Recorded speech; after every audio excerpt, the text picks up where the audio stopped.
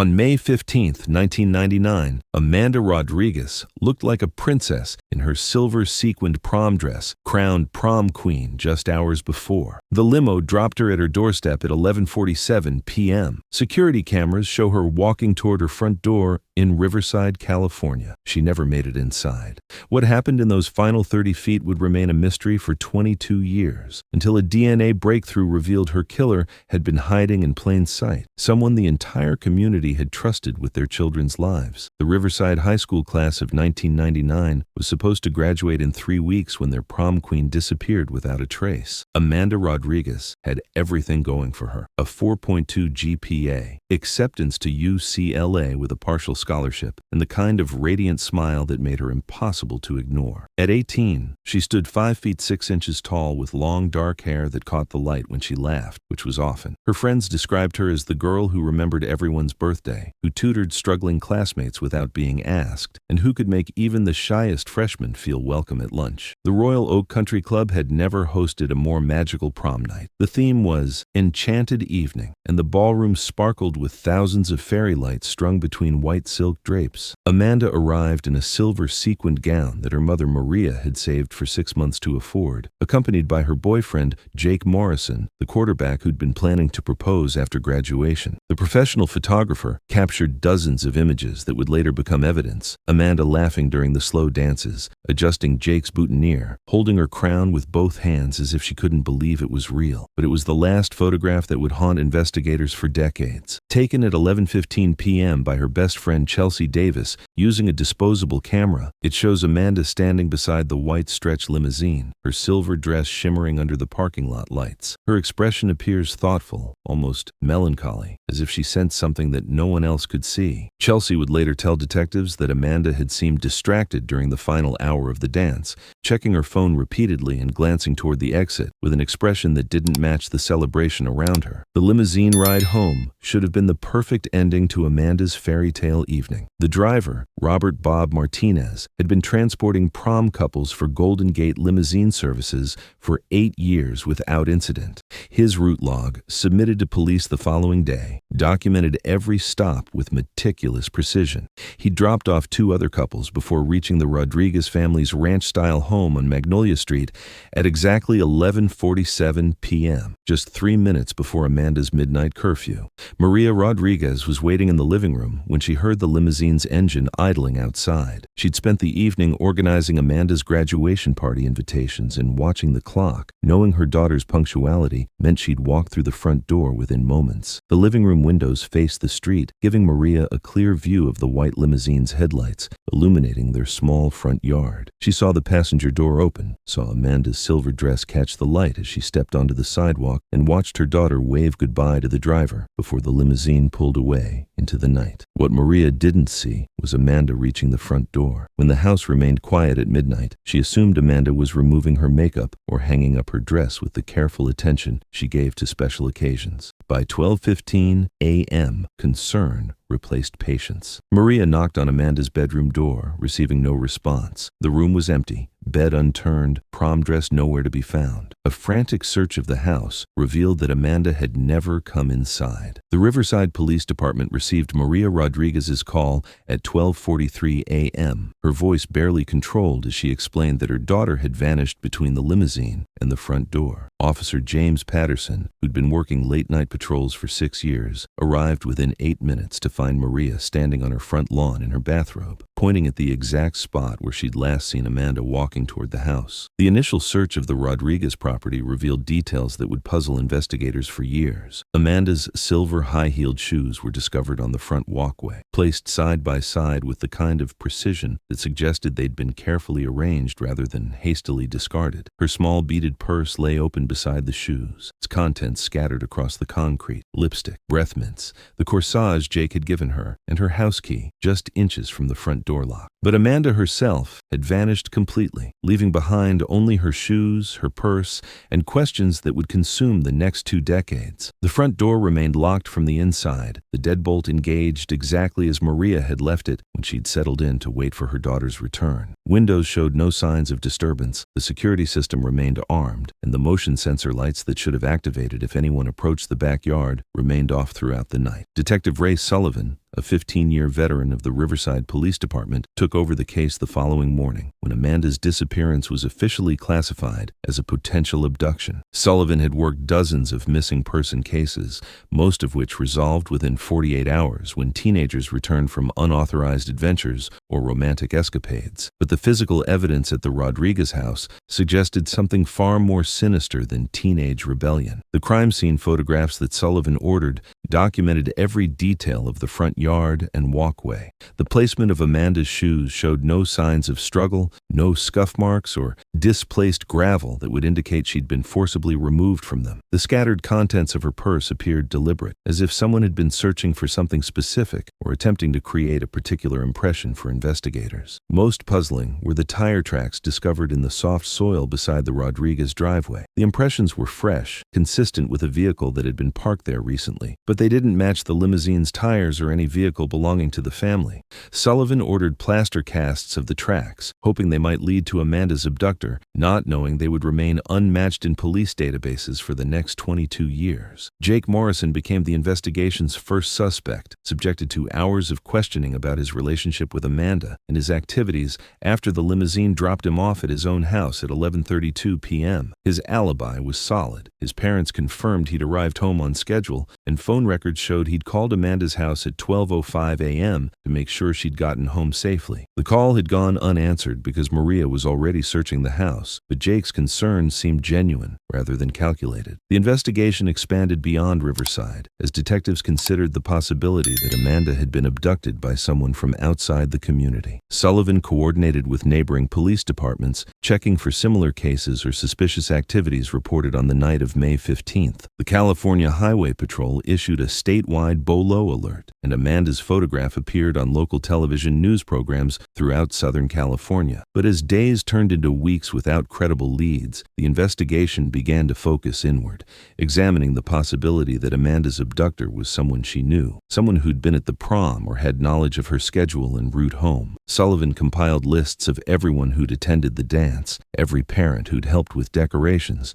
every vendor who'd provided services, creating a database of potential suspects that grew to include nearly 200 individuals. The case consumed Sullivan's professional life and began affecting his personal relationships as he worked 16-hour days following leads that invariably led nowhere. His marriage to Detective Linda Chen, who worked for a neighboring police department, became strained as Sullivan's obsession with finding Amanda overshadowed everything else in his life. Linda would later describe watching her husband transform from a methodical investigator into someone who saw potential suspects in every interaction, who analyzed every piece of evidence with desperate intensity that bordered on manic behavior. By August 1999, 3 months after Amanda's disappearance, the case had been reclassified as a cold case. The Riverside Police Department lacked the resources to maintain active investigation indefinitely, and newer cases demanded immediate attention. Sullivan was reassigned to other duties, though he continued to work Amanda's case during his off hours, reviewing evidence files and conducting unofficial interviews with anyone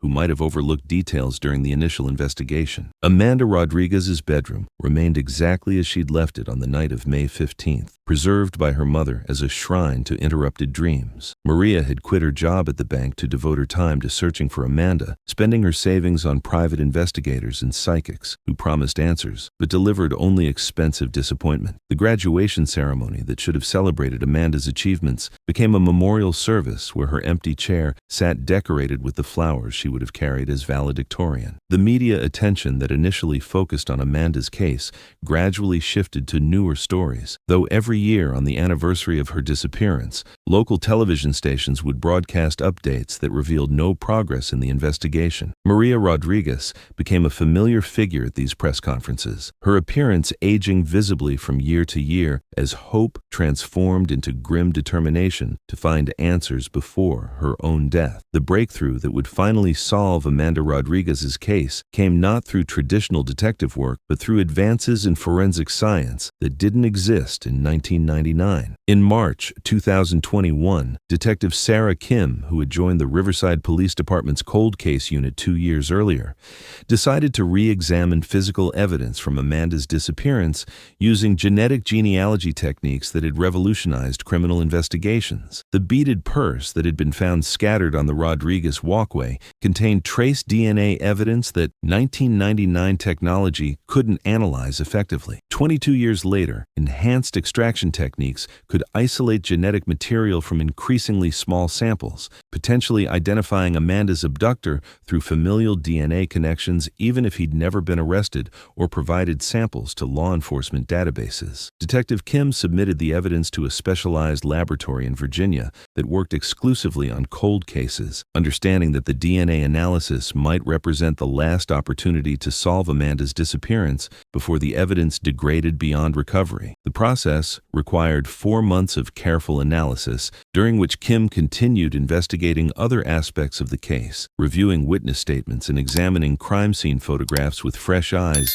trained in modern forensic techniques. The genetic genealogy results that arrived in Kim's email on July 18, 2021, contained information that would shatter Riverside's understanding of Amanda Rodriguez's case. The unknown DNA profile matched genetic markers associated with a family tree that included Michael Davis, the Riverside High School drama teacher who had supervised prom decorations and remained after the dance to oversee cleanup activities. Davis had never been considered a serious suspect in Amanda's disappearance. His alibi for the evening had seemed ironclad. Multiple witnesses had seen him at the school until nearly 1 a.m., helping custodial staff dismantle decorations and restore the gymnasium to its normal configuration. His reputation as a dedicated educator who'd taught at Riverside High for 12 years without incident had placed him above suspicion, exactly where predators often hide most effectively. Detective Kim's investigation into Davis's background revealed disturbing patterns that had been invisible to investigators in 1999. School records showed that he'd requested schedule changes multiple times to teach classes with higher percentages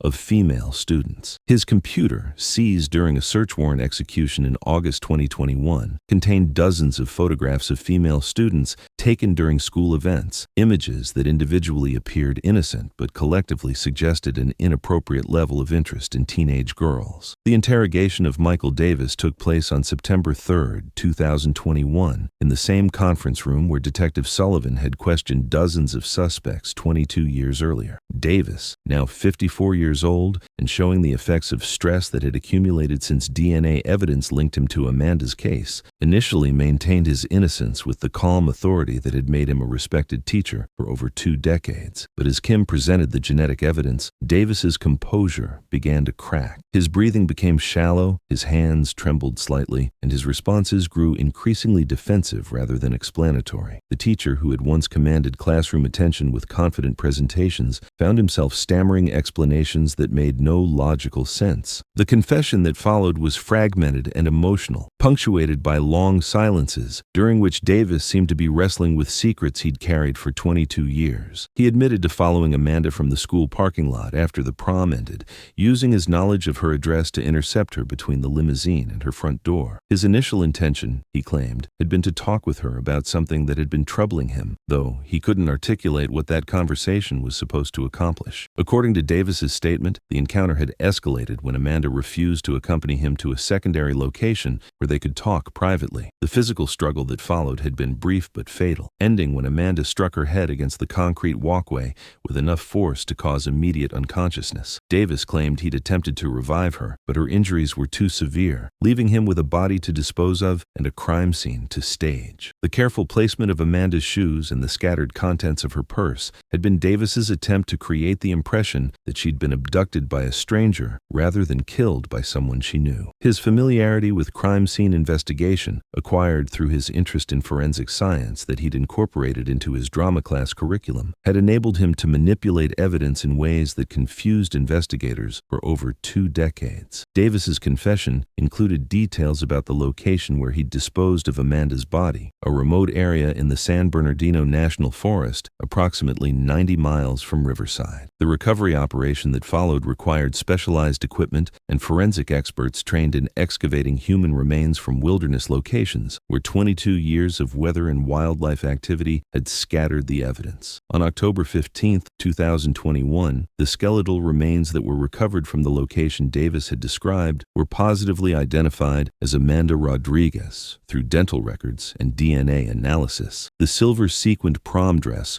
remarkably preserved by the dry mountain climate, was found among the remains along with jewelry that Maria Rodriguez immediately recognized as pieces Amanda had worn on her final night. The courtroom where Michael Davis entered his guilty plea was filled with former students who'd trusted him, parents who'd encouraged their daughters to participate in his drama productions, and colleagues who'd worked alongside him for decades without suspecting his true nature. Maria Rodriguez, now 61 years old and showing the physical toll of 22 years spent searching for answers, sat in the front row with Amanda's prom photograph clasped in her hands. The victim impact statement that Maria delivered described not only the loss of her daughter, but the destruction of her faith in institutions and individuals that were supposed to protect children. Her voice remained steady as she addressed Davis directly, explaining how his crime had stolen not just Amanda's life, but her family's ability to trust, to feel safe, to believe that teachers and community leaders deserved the respect they demanded. Judge Patricia Morrison sentenced Davis to life imprisonment without possibility of parole, noting that his position of trust and authority over students represented an aggravating factor that warranted the maximum penalty allowed by law. The sentence provided legal closure to Amanda's case, but couldn't address the broader questions about institutional failure and community vulnerability that her murder had exposed. The revelation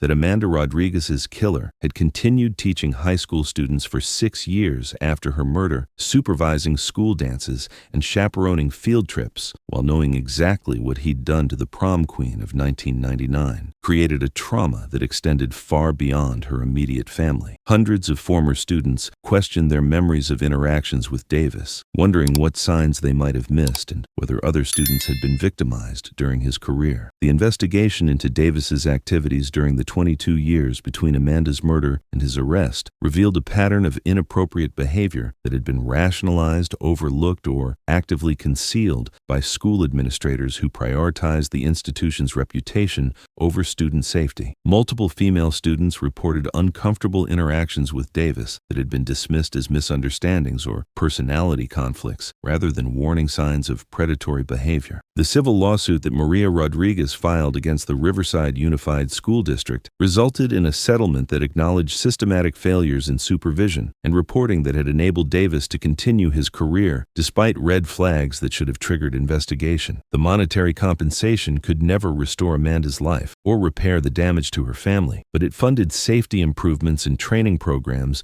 designed to prevent similar tragedies. For Detective Sarah Kim, solving Amanda's case represented both professional triumph and personal burden. The advanced forensic techniques that had identified Davis through genetic genealogy offered hope for solving other cold cases, but they also highlighted how many crimes might remain forever unsolved due to technological limitations or evidence degradation. Kim found herself carrying the weight of families like the Rodriguez family, whose decades of suffering could have been prevented if earlier investigators had possessed the tools and knowledge that seemed routine in 2021. The media coverage that followed Davis's conviction brought renewed attention to the importance of preserving evidence from unsolved cases, even when current technology couldn't analyze it effectively. Amanda's case demonstrated that patience and scientific advancement could eventually provide answers to questions that had seemed permanently unanswerable, offering hope to other families whose loved ones had vanished without explanation. Amanda Rodriguez's story serves as a reminder that evil often hides behind facades of respectability and trust, wearing the uniforms and carrying the credentials that grant access to the most vulnerable members of society. Her prom night should have been the beginning of adult adventures and college experiences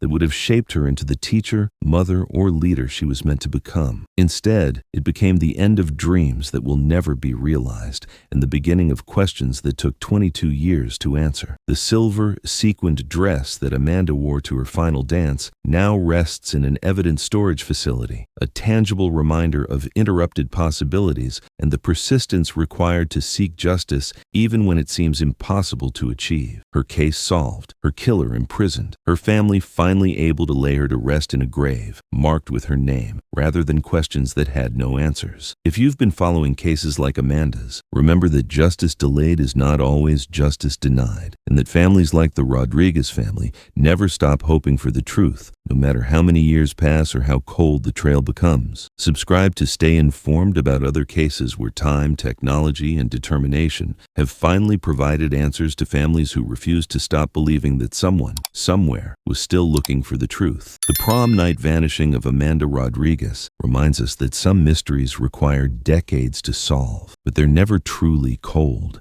as long as someone cares enough to keep searching for answers in a world where the truth always leaves traces, even when we lack the tools to see them clearly.